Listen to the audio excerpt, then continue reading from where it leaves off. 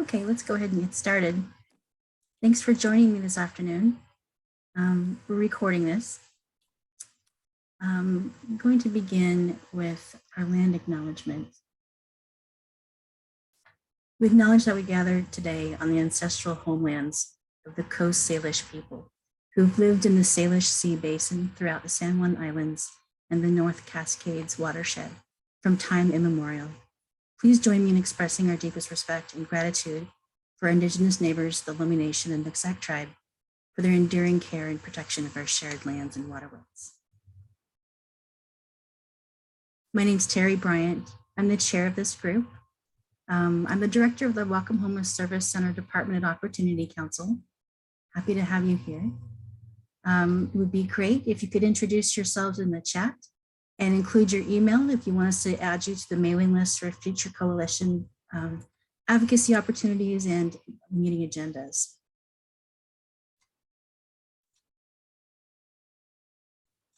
Does anyone have any announcements they'd like to share before we get rolling?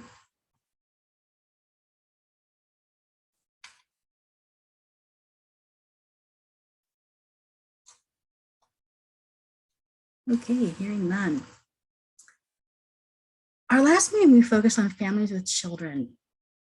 And November is National Homelessness Youth Awareness Month. And so in recognition of that, we have a really great panel today of providers who work with homeless youth. And when we say youth, we actually mean ages 13 to 24. We've got representation from the Bellingham School District and a great panel from Northwest Youth Services. So thanks so much for being here. And also I want to congratulate Northwest Youth Services on the new pad location. That's really exciting. Serving unaccompanied youth in this age is a priority identified in our strategic plan to end homelessness. It's a priority recognized statewide. And today our presenters can talk about their work and how that furthers the goals of our plan. Okay, I want to make sure we have everybody. Is it okay if we start off with the school district? I'm just gonna assume, yeah. I see Julie. Thank you. So I'm laughing because Jamie's doing her hair. Sorry. We can. Hey. And I do. Should we start with Northwest Youth Services instead? Yeah. Okay. We are waiting for Emily for a minute. She's running 2 minutes behind. She'll be okay. Great. So here are our guests that I have here, and I'm kind of not sure if everybody's in the participant list. So the folks I have invited are Jason McGill, the Executive Director, Northwest Youth Services, Peter Miterko, Street Outreach Manager, Northwest Youth Services, Rowan Salton, Manager of the Ground Floor, and Gabby Rigby, Assistant Manager of the PAD. Is that everybody? Did I miss anybody? No. Okay. Is Jason here?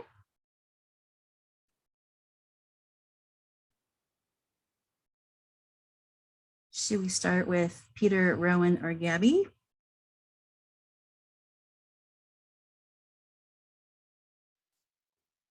I could kick things off here. Thanks, Peter. That's good with everyone else. Yeah, so it looks like Jason may not be here, but I do see Rachel, who is our Director of Engagement Services. Hi, Rachel. There you are. Great. Yeah, so I'll kick things off. Thanks again for having us. I was able to speak here in this forum a few months back, so this might sound a bit familiar, but I am Peter Miterko. I use he, him, his pronouns. I am the Street Outreach Program Coordinator for Northwest Youth Services. And I'll start off with really talking specifically about our Street Outreach Program, but it's, as you'll see as Rowan talks and as Gabby speaks, that we're actually pretty interdependent and connected and enmeshed in a lot of the work we do in terms of coordinating and working with youth across services. But to begin, our outreach program, we provide outreach services to street-dependent, runaway, at-risk, youth experiencing homelessness, of course, and that age range, yes, is 13 to 24. We do this, the folks in this room and with this work group. It isn't for Bellingham and for Greater Walkham. So we are serving Bellingham more regularly, but also we get out into the rural community, Ferndale, Linden, Blaine, those kind of places. We do outreach 5 days a week, which is Monday through Friday. And our goal is to connect with young folks with our services or other relevant services as identified by them based on their needs and unique asks. Our team is composed of myself, which I'm the coordinator, and then we have 2 street outreach specialists. And between the 3 of us, we get out on routes. We have about 9 routes scheduled a week. And right now, most of those routes are in town. We either do walking routes downtown or we'll take our vehicle, and especially right now with the changing of the seasons, we have a lot of warm clothes in our vehicle, and we just carry a lot of survival gear. So tents, tarps, backpacks, sleeping bags, that kind of stuff. And we're getting out and about in the community. Right now, and this is something that we've been collaborating with the ground floor as well, but we have this vaccine equity project. So we have grant money specifically allocated, and we're developing programming to get unhoused youth vaccinated. And unlike previous efforts, this came with the opportunity to give youth $100 in cash should they get fully vaccinated. Yeah, right. I'm seeing thumbs up for that. I know we're pretty happy about it. It's really fun to do. It's really great to get somebody vaccinated and also to be able to give them money to support them in their recovery or whatever else they may need. And so typical routes, I don't want to go too far in the weeds with I want to yield the floor to my colleagues, but we get out and about. Today we did a couple this morning on our morning route from 10 to noon. We circled around town a little bit. We got out to encampments off of Meridian. We don't usually see youth in encampments, but when we do, we try to visit them regularly. Same goes when they're sleeping out in vehicles, like down at Lower Cornwall or other places, D Street. And then, yeah, we were able to coordinate with the ground floor to get a couple folks their vaccines. So we got a couple folks either their first or second shots. This afternoon, one of our street outreach staff is in the jail, and we do jail outreach, which is really great. One of our successes, I think, is being able to regularly connect with folks in the jail, because we'll see them in homelessness, they'll enter the jail.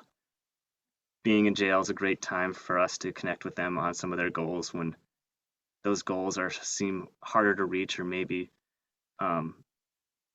more obscured with the day-to-day survival of living out in the streets. Yeah, I think without going too far into the weeds, I'll yield the floor to maybe Rowan, and then we could circle back as gaps need to be filled in terms of how we coordinate and the scope of our services. Off to you, Rowan. Cool. Thank you, Peter. Yeah, so my name is Rowan. I use she, her, or they, them pronouns, and I am the ground floor manager. So as Peter already alluded to, our programs are super enmeshed. And that's kind of, the goal of our program is that the SOP can kind of act as this arm that brings folks into the ground floor, where then they can receive more ongoing and consistent services. And we kind of describe the ground floor as being like the home base, and kind of for a lot of folks, it's their survival base of, living out on the streets or getting by in other situations. So the ground floor is a daytime shelter. So we don't provide overnight accommodations, but we're open Monday through Friday from 9 to 4 p.m. And young folks between the ages of 13 and 24 can come in to receive showers, laundry services, a nap room that has a TV and a place to just rest and be in a private space. We have a full fridge all the time and a kitchen area, as well as just like a bunch of comfy couches and TVs, and just a space for youth to come in and feel safe. And, the biggest thing that we I mean, I personally love is that I know for a lot of these youth, this is one spot that they can go where they can let their guard down and know that they're, you know, protected and that they can be themselves here without risk of getting hurt and that kind of thing. So we really take pride in that aspect of our work. But, you know, those are the tangible and like material things we offer. But I think that the even more prominent services we offer are getting youth connections to healthy and positive adults and folks that can help connect them to resources. So I have a team of, where are we at, 5 or 6 staff at this point in a range of different roles. So I've got some folks that are in more like case management type roles where they're helping to connect young people with, you know, different bureaucratic systems that will help them get housing. So this looks like ID services, getting their social security cards, getting birth certificates if they've ever even, a lot of these youth have never even seen their birth certificate, and different legal documents, as well as social services like EBT cards and SSI enrollment or SSDI enrollment, anything that's going to help create a safety net for them and an access point to getting into housing. That's kind of the goal of one of our staff members entirely. And then we have another staff member who's like our pre-housing case manager, and she helps connect people to housing options. So we've got that here as well. And then we have 4 ground floor youth advocates who worked on all of the other things. And so we kind of call this generally like life skills support. And so this is like healthy communication and how to cook a meal. Some of these youth have never used a stovetop before, so sometimes we'll be helping them do that. This can be helping them identify their goals and helping them, you know, what's the route they want to take to get there. And then because it is, you know, a daytime homeless shelter and the folks coming in here have oftentimes experienced trauma and other, you know, may actively be in crisis, there's a lot of safety planning going on and a lot of advocacy counseling where we're just trying to make sure that they're able to find safety in their lives at this time, and we can help connect them to other resources that can help them achieve that. Yeah, and Peter alluded to it already. Our programs work really closely together. It's fantastic having this growing outreach branch at Northwest Youth Services because, you know, prior to the street outreach program operating again in the last year, young people, you know, if they needed to get to a certain appointment or if they needed to get vaccinated, we had no way to help them get there. And now we have a whole team of folks that are super well acquainted with our population where we can just call up Peter and his team and see if they can get them where they need to go. And it's been a huge weight off our shoulders, as well as just like the youth definitely appreciate it. And a lot of them, you know, identify transportation as a major need that they have. So it's great to have at least one resource for it, and hopefully more to come. But yeah, and then so I've talked a little bit about how, you know, we connect people to housing resources, and sometimes we do interact with folks that are under the age of 18 that are experiencing homelessness. And so I will segue into Gabby, as he is the PAD assistant manager, and he can speak a bit to what the housing resources are like for young homeless folks under the age of 18. Yeah, thank you, Rowan. And thank you, Terry, for bringing up our new house. It's very exciting. Yeah, so my name is Gabby. I'm the PAD program assistant manager, and I use he, him, his pronouns. The PAD program is our teen shelter. So we serve 13 to 17-year-olds in Whatcom County. We're based in Bellingham, and we are the only teen shelter in Whatcom County. So we see a pretty great need in the area, and we also serve foster youth and youth from surrounding areas, especially as COVID has hit all of the shelters up and down I-5 for young people. So our program, depending on where our youth are coming from, whether they're state dependent, a foster youth, or they're coming from a homeless situation or from an unsafe home situation, we keep our youth for 21 to 30 days for their initial stay. And during that time, we're really focused on bringing stability back into their life, whether that's reconnecting them with school and with their mental health services, figuring out whether there is a safe family member that they could stay with, or potentially some family mediation that could happen at home, and working with them on creating their goals and their plan moving forward, and figuring out what's important to them. A lot of our young people come to us with very little in terms of possessions. So it's super incredible for our team to be able to partner with the ground floor and SOP and just being able to get their basic needs met, getting them an outfit for school the next day, making sure that they've got enough supplies to take care of all their personal hygiene needs and get ready to go and be ready to meet the world. We spend a lot of time working with our youth with our mental health counselor from our behavioral health team, who focuses mostly on minors in our program. And he runs group activities for our young people focused on skills that will help them in their relationships and in their life skills moving forward. Our staff are really focused on making sure that our youth are meeting the goals that they create in their case plan with their case manager. And we work together to make sure that they've gotten to the doctor, they've gotten their eyes checked, they've gone to the dentist recently. Some of our young people haven't seen a dentist or a doctor in several years. So it's really important that we at least get them that basic checkup. And very often there's some things that need follow-up. So we make sure that they're getting that plan and support moving forward. For our youth who are a bit older in the 16 to 18 range, we sometimes see young people who there aren't any other options moving forward. We can't find stable housing within their family or their circle of supports and relationships, and we're not able to find them support through the state. And in those cases, we have some long-term beds available, and we're able to support those youth in figuring out what the next independent living step might be. So it's great to be able to work with our 18 to 24 programs, which are sometimes able to serve those youth depending on the situation with their independent living. A lot of our young people who come to us come pretty close to their 18th birthday. So we're really focused on making sure that they've got the skills that they're going to need for that day, which is really tricky, especially on a 21-day timeline.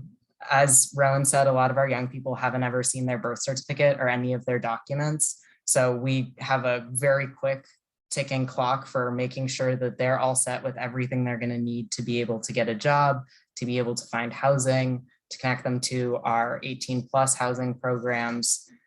We're really focused on making sure that we exit youth into safe locations as the next step. Our minors are very vulnerable in their position already. So we always want to make sure that that next step is going to be safe and stable, at least for enough time to get them to the next stepping stone. So I'm sure there'll be some questions, and we're super excited about our new house.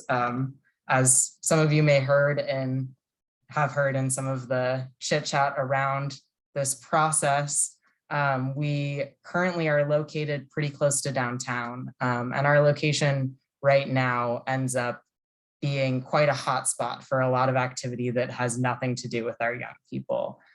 We see a lot of people coming by from the bars and in the alley, and for those reasons, we're often making a lot of calls to the police, and it's not necessarily the ideal location to show a 13-year-old that they're safe and that we're ready to help them heal and reach their goals. So if you've seen pictures of the new house, it is incredible. There is a yard, there's a basketball hoop, the bathrooms are beautiful. It's just this most like healing and energizing space that I'm so excited to get our young people into and be able to surround them with that neighborhood community and feel.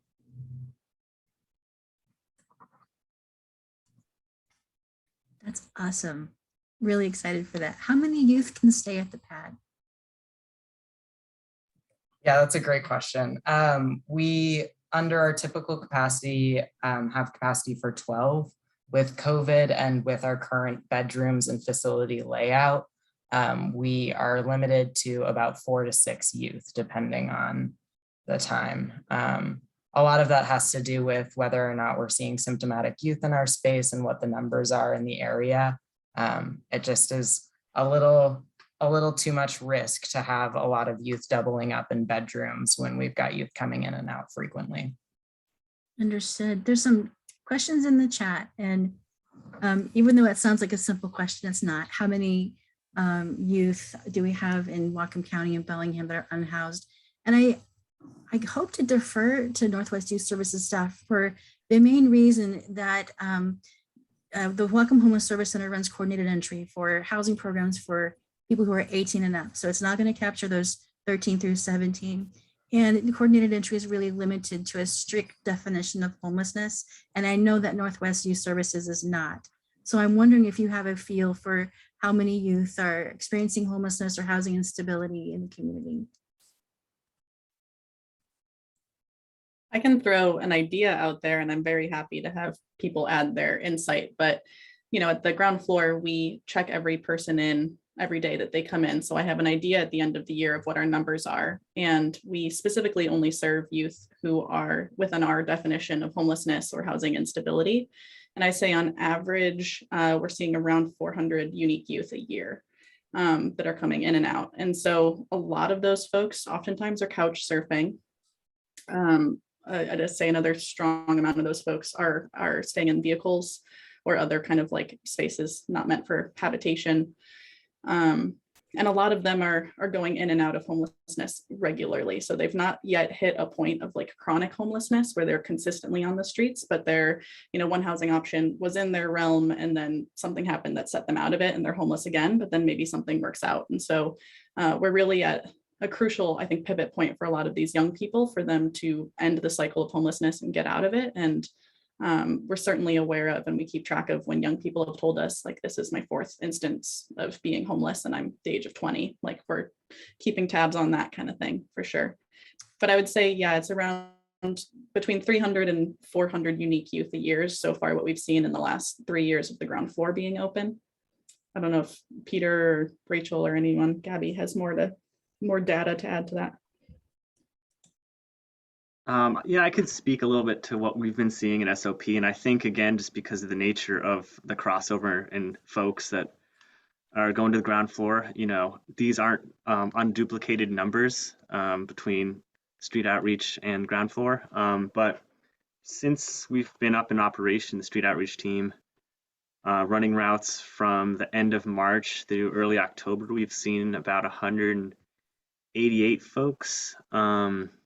190 folks, and this is and for our numbers too, just for a little context, is we really we lean into like the at-risk dynamic of it, because homelessness amongst youth is pretty fluid. So people might be staying with their folks, but it's like, you know, their parents have had it to here, or their parents have had a history of making the home and welcome to them in the past. So what might feel stable today might not be stable tomorrow. Staying with friends, we consider, you know, as one factor is like, this person could be at risk. Couch surfing. Yeah, so we really take in the at-risk part, and we account for like the fluidity of like youth being resourceful and very peer influenced, and homelessness is going to look a little bit different than like the HUD definition, certainly from, while we do have homeless youth that fit the chronic homeless definition, we are certainly not, we have a more expansive understanding, and we definitely try to account for that, and capturing those moments where we can help redirect folks into more stable options, services, care, mentorship, advocacy, that kind of stuff. Thanks, Peter. Dana was interested in some other demographics about foster care, how many are Black, Indigenous, persons of color. And Paula in the chat just added some really helpful data about those demographics. I don't know if it addressed the emancipation question though. How frequently do you encounter youth that are legally emancipated or in that process? Yeah, I won't speak for the other programs, but it is not super frequent that we encounter youth who are legally emancipated. The process for emancipation is pretty complicated and involved, and a lot of our young people don't have access to that much legal advocacy, let alone the time and stability to set a court date that's so far out and figure out all the processes to get there. So it's pretty rare that we see young people who are legally emancipated in our program, at least. Some of these other questions also seem pretty tailored to our program specifically. And am aware of the potential lawsuit, but I cannot currently speak to it. So I'm going to leave that there and encourage you to reach out to the other powers that be. I'm not in that department. But our foster youth come from frequently all over Washington and very often have not had the opportunity to have stability in any county in Washington in their life. So to say that they are from any county is really not a true statement. If you ask our current foster youth who are in the building right now where they grew up, they'd all give you a funny look and make something up. They don't have a stable place that they call home very frequently. Our young people that aren't from the foster system, that are coming from us from runaway or homeless situations, are typically referred to us by the ground floor SOP or through the school system. So very frequently within the county. There have been a few very emergent situations in my time at the pad that we have needed to take a youth from another county, and we work very hard with those local services to make sure that they're connected and moved to the appropriate service as soon as we can. In those situations, it's typically because the only shelter in Skagit County had something happen and had to shut down for a few days. So we're taking a youth for a few days because they also do the same for us. So we like to keep those connections strong. In our typical intake and screening process, we very much make sure that we're the appropriate service for that young person. So if they're calling us from Olympia, we're going to make sure that they're connecting with Olympia services instead. Thanks, Gabby. I have a question for Peter, and that is, I wanted to clarify that SOP means Street Outreach Program. So if you hear that, that's what we're referring to with Northwest sorry Youth about Services. Thank you, Terry. I wanted to ask, do you take calls from the community, and how would someone reach your team if they wanted to make a connection? Yeah, that's a great question. Yes, we do. We receive calls from other service providers and community members. I put it in the chat. I see now that was a direct message to someone. I can share that more broadly again. We have a street outreach line that we operate during normal business hours, Monday through Friday. So if you call to that, we should be either answering it or getting back to you shortly. And yeah, that's a great tool for us, hearing about community members, seeing folks and where they're at. Because yeah, I mean, youth, typically, we're not seeing youth encampments. We're seeing youth sometimes in encampments. Same with parking and sleeping, Cornwall, D Street, other places. They're not, it seems more obscured and camouflaged. So getting that information, especially from folks that have those relationships with youth and can bridge that, like, hey, you know, would you like to meet Peter and the team? We always really appreciate that. I'll add that right now. Thanks, Peter. And it looks like HK Mobile added the phone number 603-0100. Thank you for doing that. Barbara's got a question also about ground floor. Is this a unique program compared with what other counties do? She hadn't heard of other counties doing this, and she's feeling very fortunate that Northwest Youth Services developed this program. And where is it? Yeah, happy to speak to that. I agree that I'm very thankful that we have this program because it is a really unique one, I think. I think for the size city that Bellingham is, with only, what do we have, like 120,000 people at most, I think, having this type of day shelter is pretty unique. We'll mostly find these types of day shelters in like Seattle and other large cities. So the ground floor is located in the basement of First Congregational Church. And that's the main, entity that I really want to shout out right now as to how we exist. We could not be here without First Congregational Church in Bellingham and the incredible advocacy and fundraising and passion that they've brought to the ground floor project.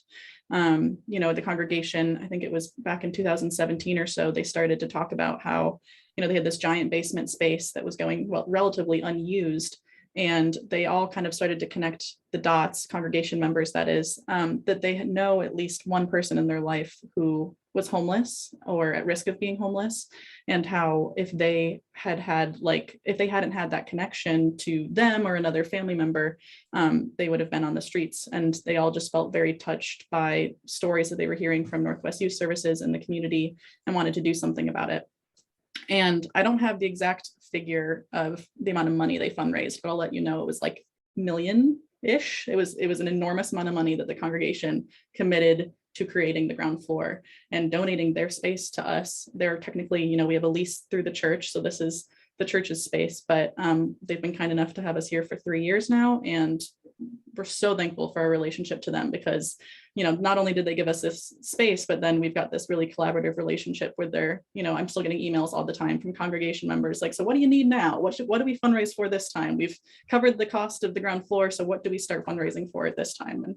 And that is really great, a very exciting and fruitful relationship that we're just so thankful for. So I think it is a pretty unique situation. Yeah, I'm thankful that, this is definitely kind of a respite for a lot of young folks to have a place that still allows them to be a young person, because so many homeless services are 18 and up. And so they go into those places and they have to act tough, act like adults, and are exposed to a lot of things that maybe are, traumatizing, scary, etc.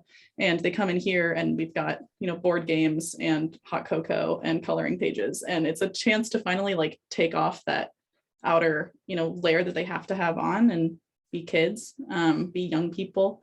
And our staff here really get that too, and are able to bring that kind of more peer-based mentorship type model to services here. So yeah, we're very thankful that we get to exist here in this community for sure. Awesome, thanks. The First Congregational Church, it's on Cornwall Avenue, right? Yeah, on the west side. Yeah, so we actually, thank you. I forgot the most important part of that question. So the ground floor, is in the basement of First Congregational, which is on Cornwall, right by the corner of Cornwall and Alabama. And it's really easy to explain to young folks if they're trying to get here for the first time, because we just let them know, we go half mile up from base camp and you'll be at the church, and you'll see all of the rainbow flags and all of the social justice signs on the church, and you'll know you're in the right spot. So that's how we get there. Great, thanks. Any other questions?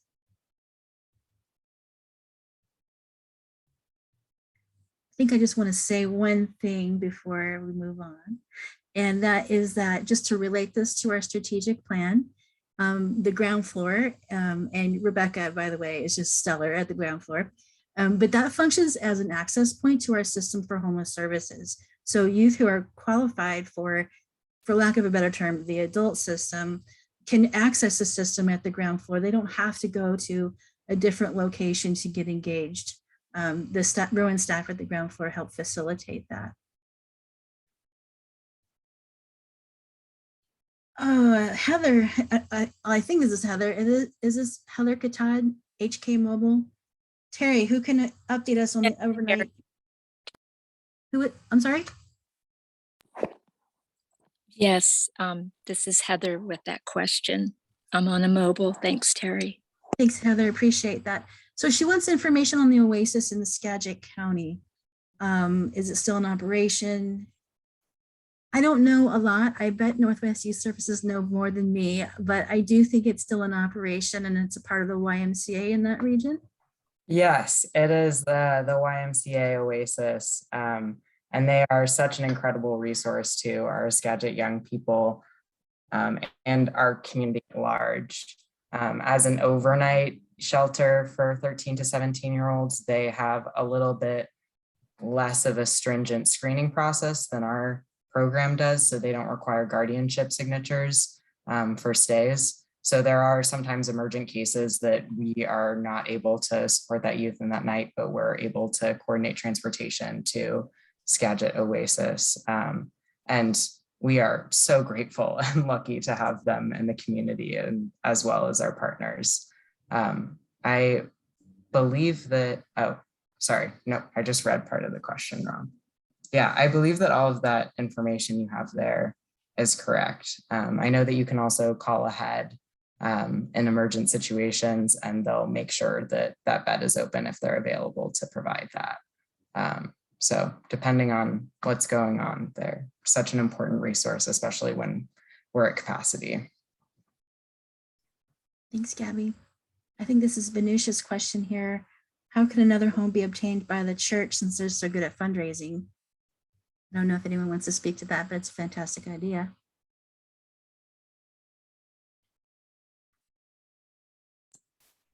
I don't know the answer to that one either, guys. Can add it to the docket, I guess. Add it to my list of asks. One thing I want to mention about I don't know, what I've heard about a potential lawsuit is that when I went to Northwest Youth Services website, the splash page is a really impassioned and great letter written by Jason McGill. So if you want to know more about the agency's position, I recommend y'all go check that out. It's really well written. Okay. If there's no other questions, I think we're ready to transition over to folks from the school district. And I think we're mostly going to be talking with Julie. I don't know how to say her last name. I don't want to butcher it. How do you say it? Butschli. Butschli. Julie Butschli. Yeah.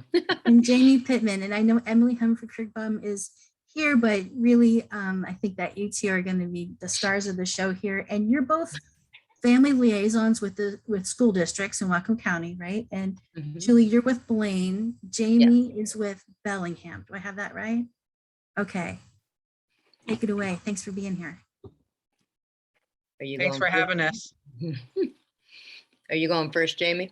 Nope, you can. Oh, well, I am Julie Butschli, and I am with Blaine School District, and I started in this role in December of last year. So I'm still, well, as all of you guys know, when you step into these roles where you're meeting the various needs of people, there's a lot to learn and a lot of systems to catch up on. So I'm very excited to be with this group of people. I don't know if a lot of you know about Blaine, like physically we have all of our schools, our primary school, elementary school, middle and high school on one campus, which is good, but it means that I take care of our homeless and poverty families and foster care youth for the whole district, which on a good day I can do. Today was a really busy day. So, but definitely, even in Blaine, we see quite the variety of people who qualify as homeless. And this year, what I'm seeing a lot of are unaccompanied youth. And I'm just starting it's really been hard to identify our kids due to COVID and the virtual learning last year. And just such a huge part of how we become aware of these kids is face-to-face contact and teachers and just all of that. So I'm very thankful we're in person right now so that we can really kind of fill that gap that was happening last year. I'm trying to think of what would be relevant. We, up in Blaine, we're removed from a lot of the resources, and that creates a lot of challenges for our families and, who are homeless. It's, getting into Bellingham to get, whether it's mental health needs or even medical needs can be pretty challenging. So, and just busing our McKinney-Vento kids has been incredibly creative because there's just a shortage in every district. We have one family who this little boy he's coming from South Lake Samish, and so the mom drives him to Ferndale. We meet her in Ferndale, we bring him to school, and then after school we drive him to Fairhaven Middle School, and he joins his brother and rides the bus home. So it's a lot of creative planning and coordination around those kind of things. So currently I have like 23 families who I've been able to identify. I have 3 more that I've got to get to and make some phone calls today to vet and see what their situation is. So it's just, as we get further into the year, our numbers tend to go up. So Jamie, I know I left out a lot of stuff, but Well, my name is Jami Pittman. I'm new to this position with the Bellingham School District this year. I would say we're right around a little bit over 200 for the year so far. wow. And it's growing every day. Oh, sorry, Emily corrected me, 280 is our current number. I've added 3 yesterday and 4 today. So it is growing by the day. I think as more teachers and more staff are getting more educated about McKinney-Vento, I think the word of mouth in the schools is bringing more of our kids to us. If any families are having struggles, they're coming to us, and then we dig in further and we find out that really that they're McKinney-Vento or that they're an unaccompanied adult. That list for the unaccompanied adult is growing as well this year. Yeah. Any specific questions you guys have? I've I got was one. going to say, with the housing shortage that is throughout this county, we have people who are absolutely on the cusp of, they're a day or a week away. I had a parent call me today saying, what resources are there to help me get into a place? I have a place, but I don't have the money to pay the deposits and whatnot. So it's there's a lot of need. We also, aside from homelessness, provide weekend food for kids, and there's just a lot. But Can you guys speak to McKinney-Vento? I mean, I know it's a federal act and mandating some services between schools and families who are experiencing homelessness, but what does that mean for your service? well, so we're required, I mean, if somebody's identified as McKinney-Vento, they are entitled to immediate enrollment in school, whether they have records or not. That's part of what we do is, we get them in and we start doing our work to obtain those records. We have to provide transportation so that, and its primary focus is to really support kids who are experiencing homelessness, support them in staying in their school of origin. So, like the little one I was telling you about, who is now commuting from South Bellingham up to Blaine to go to school. He's very connected with his teachers, and this is what's familiar to him. And so there's, I won't quote the stat correctly, but there's like a loss of each time a student has to transfer amongst schools, there's a loss of like 3 to 6 months of educational, skill set. So, it's really the focus and the intent is to provide stability to them while the rest of their world is chaotic and inadequate on many levels. So. And then that opens up the door for other resources while working with them as far as like clothing and anything that the student might need that might be a barrier from getting them to and from school, whether it be an alarm clock, a wristwatch.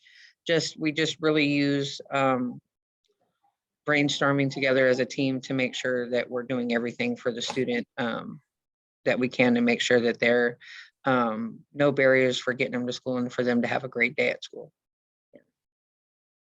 I'm wondering, I have a follow-up question, and I'm thinking about Dana's comment here in the chat about the services for people who are experiencing homelessness are really centered in Bellingham, and that's probably because that's where services are. So people experience homelessness outside of Bellingham, they have to relocate. Is that affecting the transportation you have to provide, people having to relocate to Bellingham? Yes. Yeah. I have 3. It's not very much right now, but we have 3 kids or families that are being transferred between, Blaine, Ferndale, Bellingham. And I had a family last year who continued to be in a homeless situation, but they've been put up by Opportunity Council in Bellingham, and they made the choice because it was so difficult that their children are little, they're primary age students, and getting on the bus, you know, even on half day of education, these little ones are, you know, they're exhausted because they had to get up, you know, an hour and a half before school even starts to catch a bus to get into Blaine. And then so their behavioral issues were getting, you know, just complicating things. So the parents made the hard decision to, okay, we're going to enroll in Bellingham so that we can at least reduce that piece now that it's full days. And, you know, and so it's, we don't always get to hold on to kids and keep them stable. The good news is the kids are happy and they're doing great. And the mom still calls me and talks to me for like 45 minutes almost every day if she could.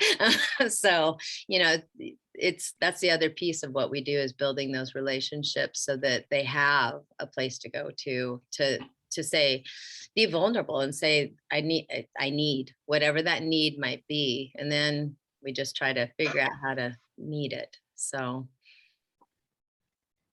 Yeah, and Dana has another question about contacting state legislators in the 40th and 42nd districts for state funding and services, which that is a really good thing to connect with us around in February. That's generally when we have advocacy day and go to Olympia and advocate for those types of things. So I would encourage you to stay engaged with the coalition here. However, it made me realize that we do have a partnership that I don't know that well between Opportunity Council and the school districts, and that's the HSSP program. Can you guys talk a little bit about that? Well, I'm not going to be able to speak too much about it because I haven't been able to access. I have everything I need to access it. I just have not gone through the steps. I do know that we have meetings with them regularly, and there's a backlog.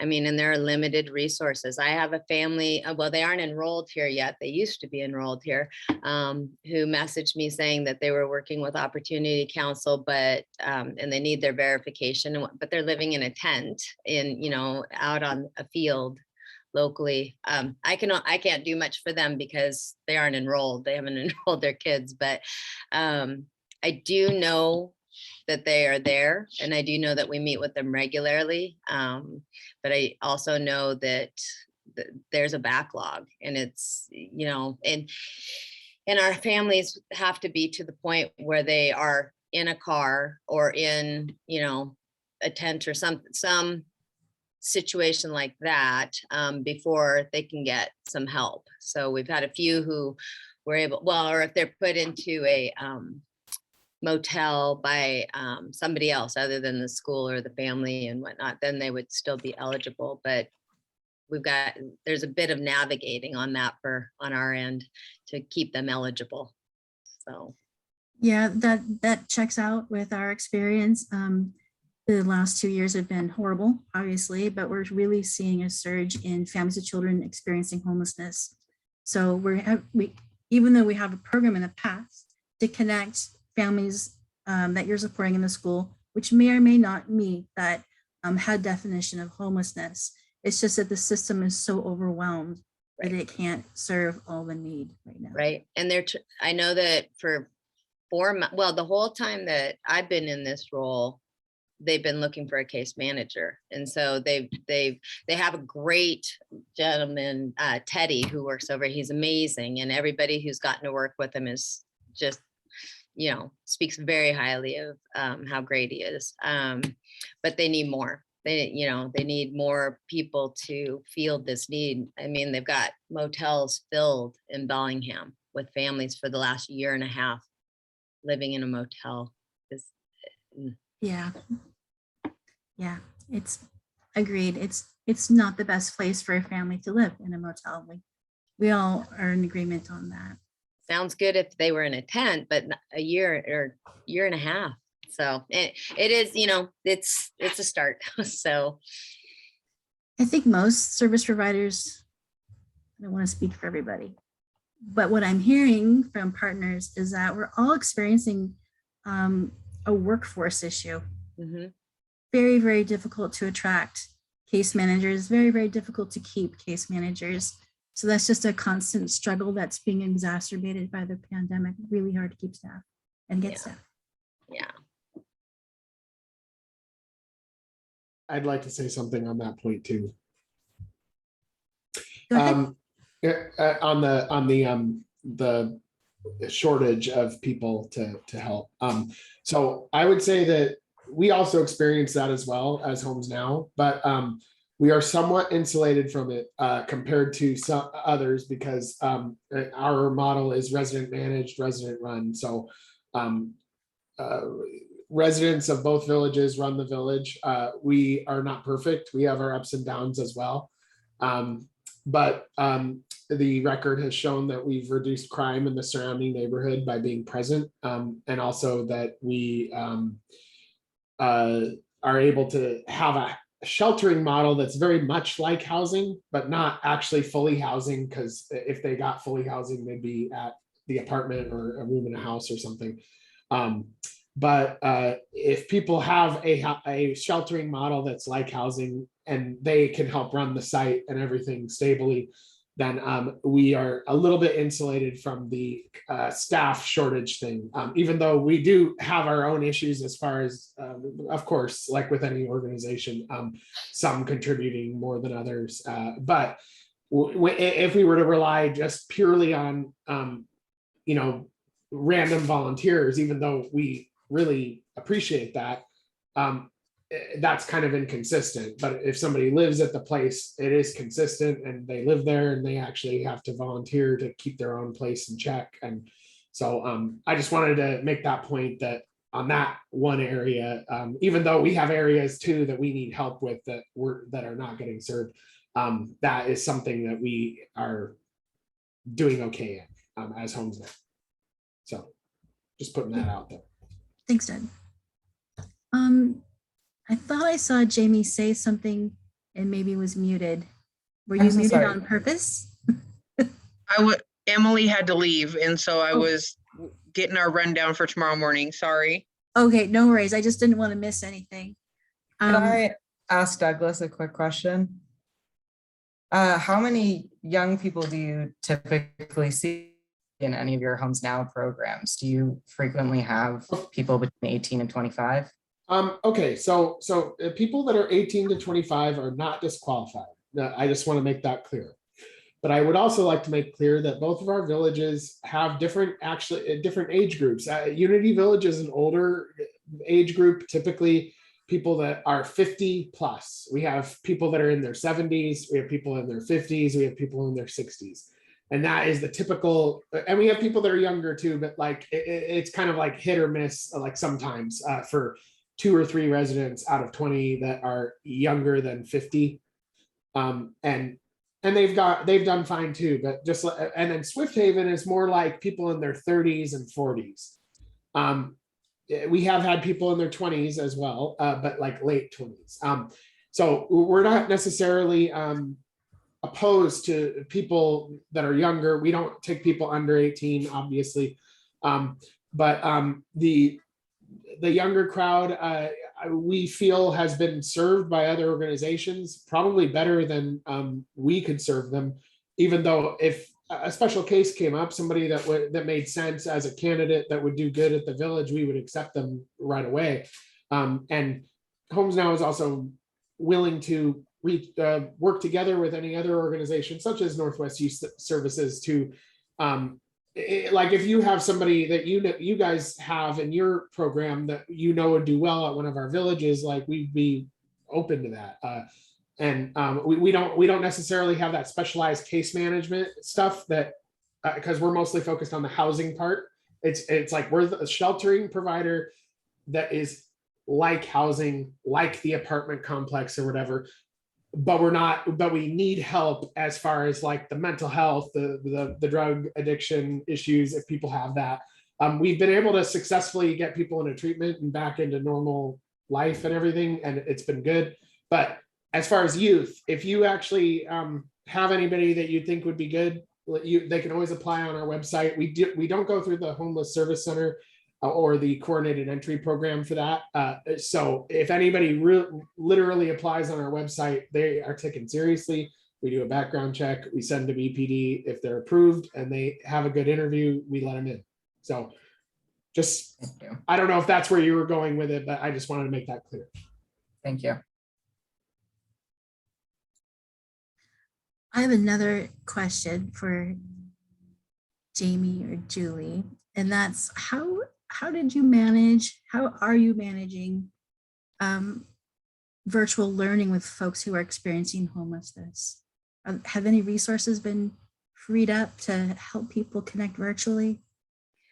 Well, in Blaine, we have a huge parts of our community that don't have internet access. So that was, that's always fun. But because we're on the Canadian border. And so that's a whole other thing. What we ended up doing with virtual learning here was we made accommodations, and we actually taught anybody identified with those types of needs as somebody who could come in and do in-person learning. So we had these, it's crazy, kids sitting in hallways of the gym and just, getting instruction the best way that we could. We had some families that would, pull up in their van onto campus so that they could get Wi-Fi and have their kids do a few hours of school or the library or Starbucks. It was pretty I don't even know. It's pretty amazing what people will do to get their education, or families will do to support their kids getting their education. But it's just mind-boggling that we're in this situation where that was what they had to do to get their math instruction. Yeah. So I have to say it was amazing for the staffs to put their brains together to try to make internet in school happen for kids who didn't have the means for that as well. Like Bellingham, we pulled together and did some internet cafes at schools and provided transportation for the kids who didn't have, or we couldn't get them hooked up with a quick 90-day internet service. And it's just amazing for the staff that was willing to come in and do that for the kids. It was awesome to watch. It sounds like you had to get scrappy and creative.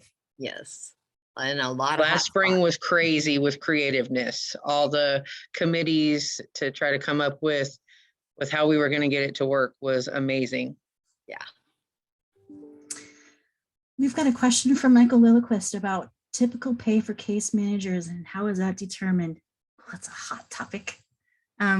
Paula shared that salaries go up every year. Of course they do. People want a pay increase or they're not going to stay in their job.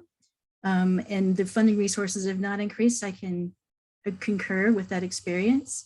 And also that she says Northwest Youth Services is looking to kind of be more consistent and change their wage scales. And I know my agency has done the same thing, but it's still very, very challenging to offer enough money to keep someone in their job for a long time. I think, I don't know what the starting pay is for case management, but I think I can take a stab at it. It's really going to depend on the type of case management, the agency, the intensity of the service. So I've seen case management, I've seen case management range for like $18 an hour on up to potentially $30, but those are very different types of work. And those high dollar jobs are hard to come by. Was that a fair thing for me to say? Does anyone disagree? Did I put my foot in my mouth? Okay, great. At the end of the day, they don't get paid enough. Yes. None of us do. And Marcus has a comment that the government needs to take liability for homeless services. Let's see. Online information for, okay, I'm reading Heather's comment. The government pages are outdated for, is this her question about for shelter information?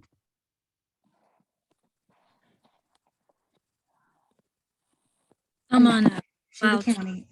my question is in regards to, there's an online website titled Emergency Shelter Options for Individuals Experiencing Homelessness. I provided the link below. And I think what's missing there is the information for youth or young adult, especially as freezing weather is coming up. And one of my questions too was, is there a agency or staff person identified who will ensure that's up to date so that all citizens have a key internet source to find accurate current information, given we're in October and November, December, January, February have the potential to be quite intense. Agreed.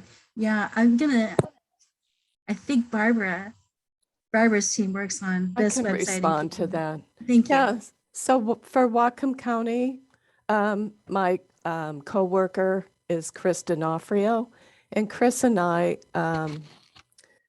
well, actually it's Chris that usually does the updates for the county website. So we'll work together and make sure that gets updated. He's out on leave for several weeks, and he usually does that work, but I'll take a look at it and see what we can do to get that fixed. Thank you for pointing it out. Yeah, and Barbara, I'm looking at it and I'm not seeing anything out of date. So I know that we've talked to the PAD, and that's for 13 to 17-year-olds. And Gabby mentioned that in their screening process, residents of the PAD have to have guardian permission. Did I understand that right? So that would be the path. So we wouldn't necessarily advertise that path to the greater public because it's a specialized population. Right. Did I do okay with that, Gabby? Yeah, our phone number is listed on our website, and that's really the quickest way to get in touch with our program if you are looking to get in. Our staff are available 24/7 to start that screening process and work on getting in contact with guardians. Thanks, Gabby. Dana asks if any of this has been declared a public health or other emergency by the county municipalities. I believe so. I know the mayor declared homelessness an emergency and has done yearly for at least the last 5 years. Yeah.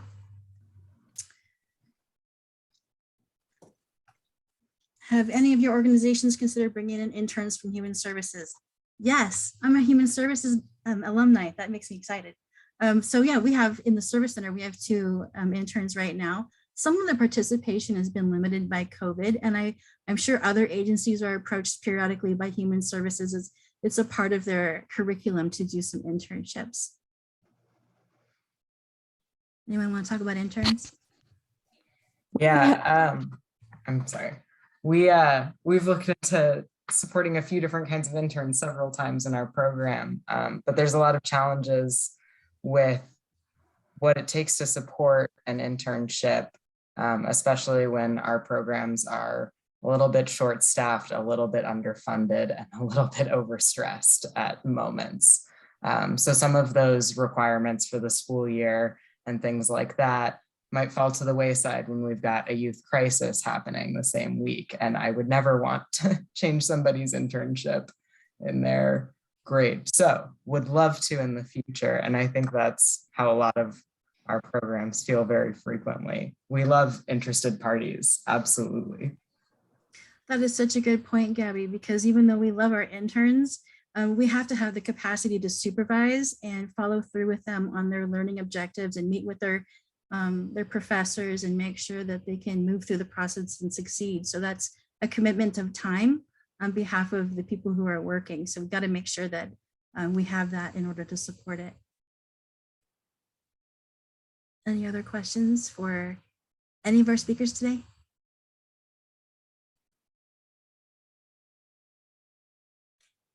Keep going on the agenda.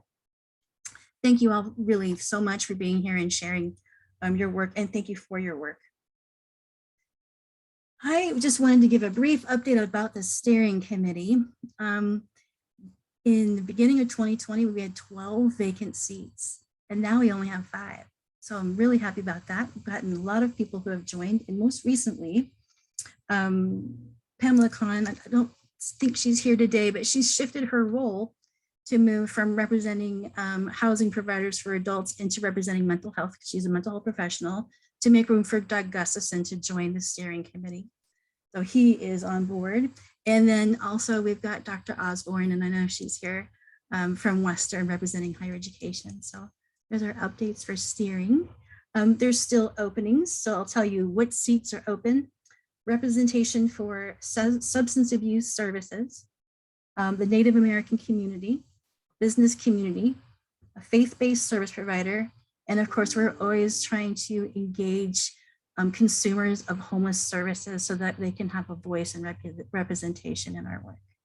So if you are working with folks who you feel would be interested in a good match, hit me up. On that note, our next agenda item, unless there's questions about steering, no, is winter shelter update. And I think Barbara was going to work that in with the county update because Anne couldn't be there here. Is that okay, Barbara? Yep, that's fine. So Anne gave me a handwritten summary of what has transpired with the winter shelter thus far. And she first of all said that there are the 200 beds at base camp. Check-in is at base camp for both the main shelter and the overflow, which is being offered by Christ the King Church. So apparently Christ the King is offering 40 additional beds that they'll be operating in partnership with base camp. And these will be for the longest winter shelter season yet, extending from mid-October through March. So that is a new resource coming online this winter. And I'm not sure, mid-October, as I said, it will start. And then there will be 5 additional beds at the YWCA for senior women. And this will not be for drop-in shelter, but it's been added simply to create capacity throughout the system. So again, for 5 senior women, and that's at the YWCA.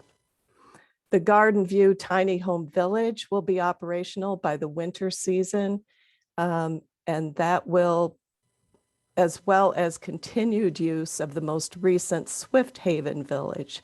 So I believe Swift Haven will have, is it 36 additional tiny homes?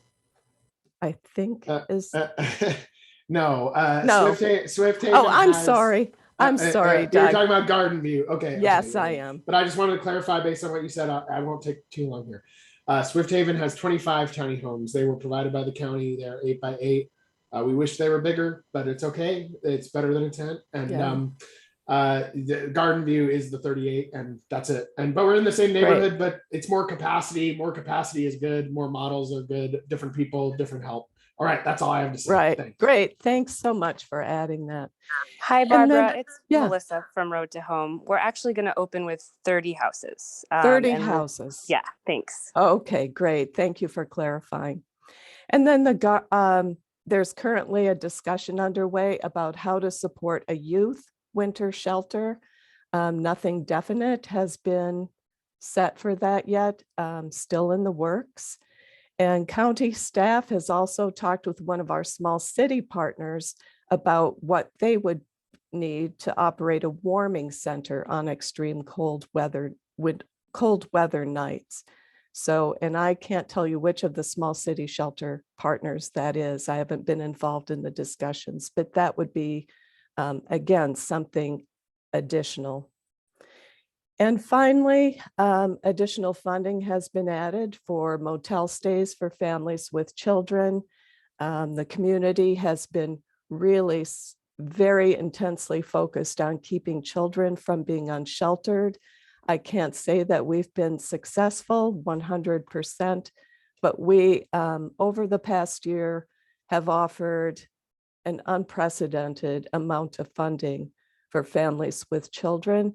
And moving forward into next year, we intend to do the same. So that has been the main focus, I would say, of the county, and the city as well has contributed to that support. So Anne indicated that we continue to engage with those who might make good partners in opening severe weather shelters. But with the increase in COVID case rates, those partners are no longer able to operate this season. So I know she did some outreach to a number of organizations who previously were interested, and they're just not able to this time around, or willing to, because of COVID. And finally, she said these efforts are ongoing and can change as we move further into the fall and winter. We're asking that those seeking shelter for the night to continue to use the same voicemail number that we have in previous years. And then you can stay up to date where they can find shelter on any given night. So this phone number is going to offer updated information as other options come online. And the number, I'll add this to the chat box as well, but it's 360-788-7983. And that was all that Anne had to say for winter shelters for this at this point. I don't know if it's certainly not wrapped up entirely yet, but those are the plans thus far that she's been able to put together. Thanks, Barbara. Yeah. Is there any other update from the county? Yep. So I wanted to give some staff updates. We've had some pretty significant changes in human services. Our human services manager that had been here for years, over 10 years, Ann Deacon, resigned, and her last day at work was a few weeks ago. So we currently are operating without a human services manager. She deserved and received a lot of recognition for all the work she did, not only in behavioral health, but also in homeless housing program development as well. So we did more of a local type of advertisement, and perhaps throughout the state, did not get any responses that we were hoping would have the same type of experience and background that Anne had. And so we're currently advertising nationally in hopes of getting some strong applications for her very important position in the county. And then for those of you that know Chris D'Onofrio, Chris is my counterpart with the county. Chris and I are both housing program specialists, and Chris will be out on leave. He started yesterday for about 4, maybe 5 weeks. So just FYI for those of you who are working with Chris on any contracts or special projects, you can feel free to reach out to myself or to Ann Beck if you have any questions or needs that we can help with. And then finally, we are going to be hiring a new housing specialist, hopefully within the next few months. This is a third housing specialist, which will work under Ann Beck as our human services supervisor. And this position will be focused specifically on affordable housing. Chris and I have been trying to manage that work in addition to the homeless housing program work that we do. And it really requires a different type of expertise than what either of us have, at least for myself. I'm a social worker, is my background, and that doesn't really offer me a lot of technical experience that is needed when you work in programs that are in housing development, et cetera. So we're excited about that, and that will allow Chris and I to have more time to focus on homeless housing programs and contracts. Our budget has grown tremendously. When I first started here, it was under $2 million a year, and that was 6 or 7 years ago. At this point, our budget for going into 2022 is over $8 million. So And some of the contracts that we have are a result of very complex grants, such as the Emergency Solutions Grant. They require a lot of oversight and a lot of careful management, so to speak. So we're looking forward to getting a third person on our team here so that we can serve the community better in many regards. Other than that, let's see, how are we doing for time, Terry? We've got about 13 minutes. Okay, so I can talk a little bit about our housing budget for 2022. I'm just going to mention some significant factors. We've got 28 contracts going out this year, or letters of agreement, which are like small contracts. The majority is comprised of, we've got 2.5 million this year just for the HEN program. That's the Housing and Essential Needs Program. So that program has increased funding significantly from the state. And that's very exciting because a lot of those folks have disabilities, no funding, no income, and certainly are those that we want to help get into housing. And HEN offers both case management and rental assistance, as well as essential needs products. So that money all comes from Commerce. And we also have a new component of our Consolidated Homeless Grant. The Consolidated Homeless Grant itself offers about $400,000 a year. And the new component will offer an additional $673,000 a year. So that is good news. And that new component will be used for families with children for motel stays, case management, and more rental assistance for rapid rehousing. So the county and the city of Bellingham, we coordinate very closely with who's going to fund what. And we meet, in fact, on a weekly basis now to make sure that, on those projects that aren't covered, that we're doing our very best to try to find funding for them, and also so that we don't duplicate our efforts. So I think it's just interesting for you to know that we hadn't done that previously as much, certainly when I first started here about 6 years ago. But both Samia, Lutz, and I came on board, and then gradually and Deacon and the city of Bellingham just started working very, very closely, and it's been a really great partnership. So that is about all I have to add, I think. If anyone has any questions, feel free. I'll put my email in the chat box, or you can ask a question now if we have time.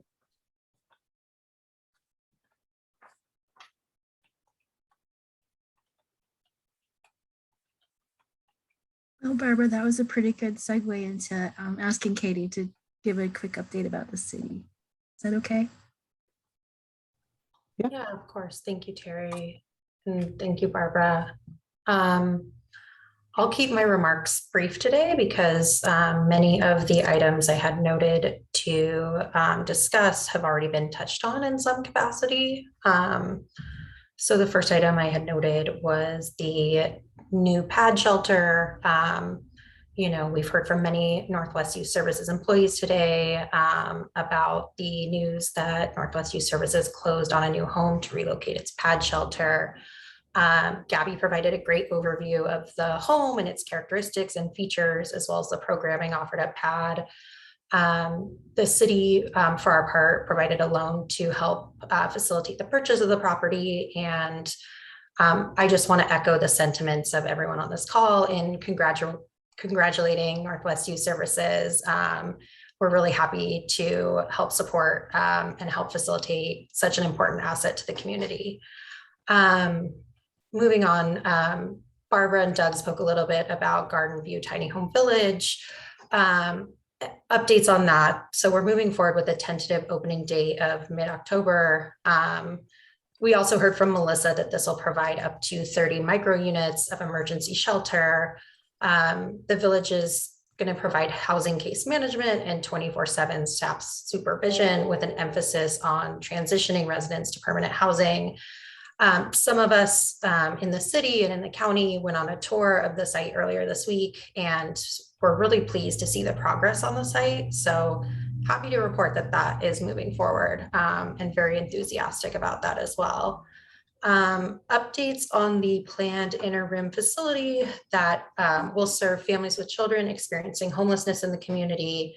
As many of you know, we've been working with a consultant team on the scoping and feasibility work, and the update on that side is the consultant team that we've contracted with have completed their initial rounds of interviews with the core planning team.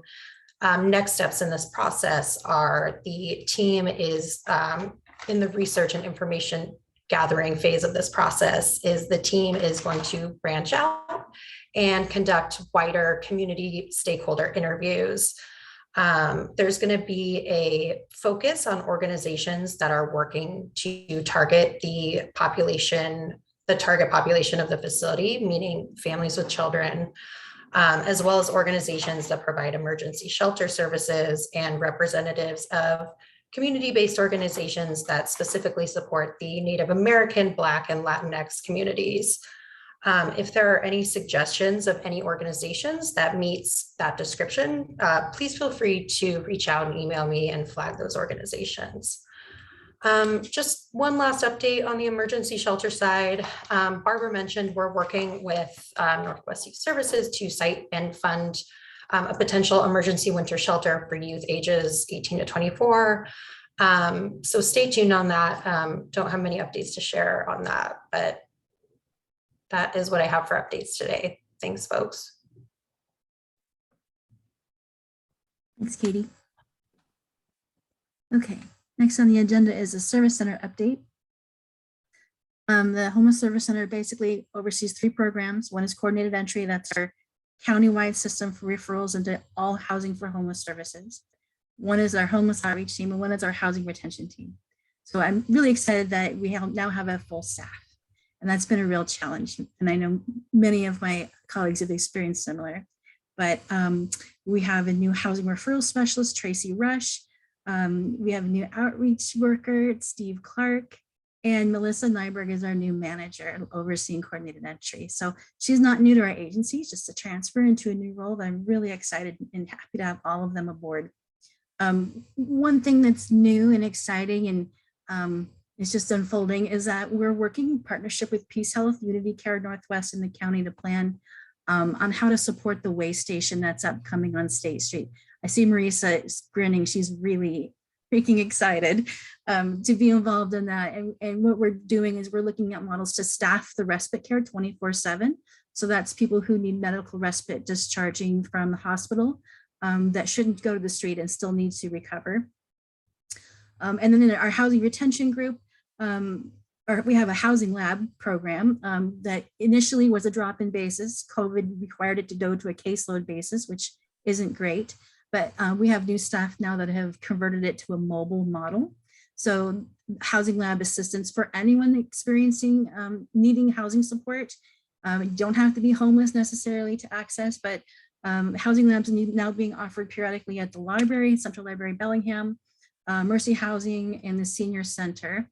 And that's for fall. I know they're working on a plan for winter, and I'm not sure what that's going to look like yet. Coordinated entry is excited. They've already got referrals to start working on filling some tiny homes at Garden View. That's awesome.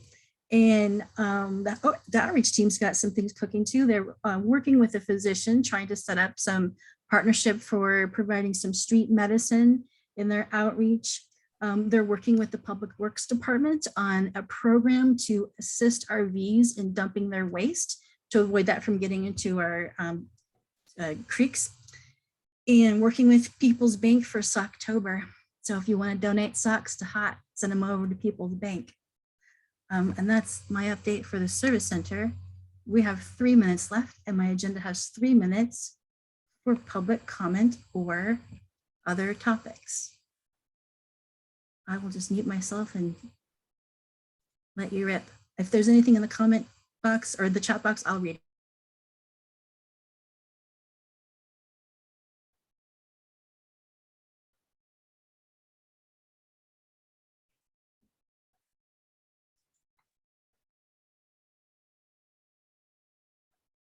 Nothing? I don't see anything in the chat box. I'd like to mention something in relation to this. If we're talking about public comment and there's nothing in the chat box, here's something I've noticed about the coalition meetings. It is not actually publicly advertised very well. Like it's hosted by the OC, right? Like I think it should be like a scrolling banner on the website. Don't forget to show up, homeless coalition meeting or whatever, and then provides a very big, easy link. Just click on the link and you're in. And there needs to be something more like that. There is an email list, I get that. But when I wasn't on that list and I wasn't a steering committee member, I noticed that I was like, where's the link? And I'm looking on your website, I'm looking everywhere and I can't find it. And so it would be nice if that was more public and more like, please show up and ahead of time. And so that I just like to give my input. I know that it's not like a public comment specifically, but I'd like to say that. It's totally valid and you're completely right.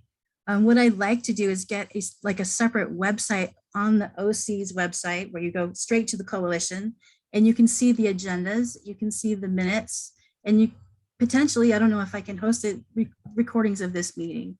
So that's I think that goal. would be great. I think that'd be great. And I will post a recording of this meeting on the Homes Now page, but it shouldn't be up to Homes Now to do that. It should be like a public record and people can go back to it and look at it. And then when they come to the next coalition meeting, they actually will have something new to add based on the previous meeting that they can look at in their own time and everything like that.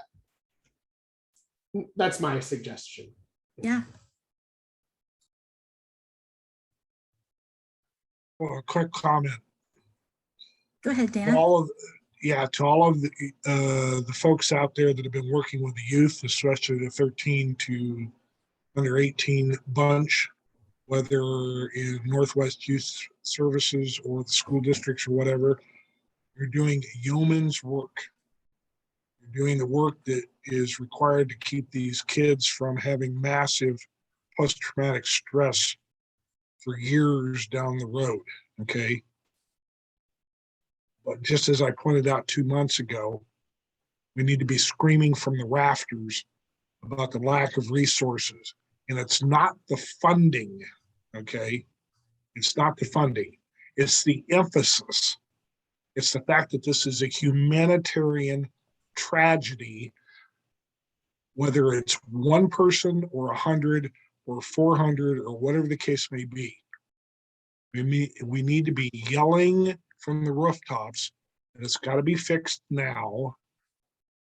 And all of us collectively together need to do that. Quit beating your heads against the wall thinking that each of you in your individual programs are supposedly going to solve the problem. It needs to be collectively all of us going together. And I hate to say this, but unfortunately to the government entities and saying enough is enough. So I'll leave that with you until December. Thanks, Dana. Anything else?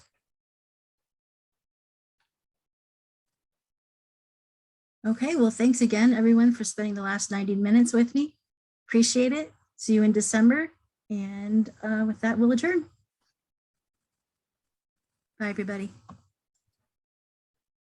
Thank you, Terry.